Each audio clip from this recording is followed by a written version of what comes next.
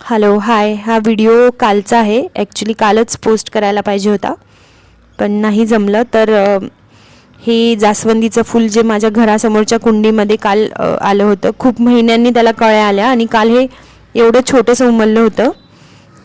नंतर मी एक्सरसाइजला गेले, वॉकला गेले. म्हणजे सकाळी 7 वाजता जेव्हा मी घराबाहेर पडते तेव्हा ते फूल असं होतं, आणि नंतर जेव्हा 1 तासाने मी घरी परत आले तेव्हा ते फूल इतकं सुंदर उमललं होतं. आणि हा व्हिडिओ बनवायचं कारण असं की बरोबर काल गणेश चतुर्थी होती आणि हे फूल बाप्पांचं लाडकं आहे.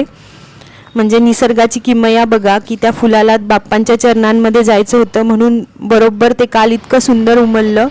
माझ्या घरासमोर गणपती बाप्पाचं मंदिर आहे आणि ते फूल काल तिथे अर्पण झालं. खरंच निसर्गाची किमया बघा, देवाची किमया बघा, हे सगळं बघून खूप ग्रेट वाटतं. तुम्हाला काय वाटतं नक्की सांगा.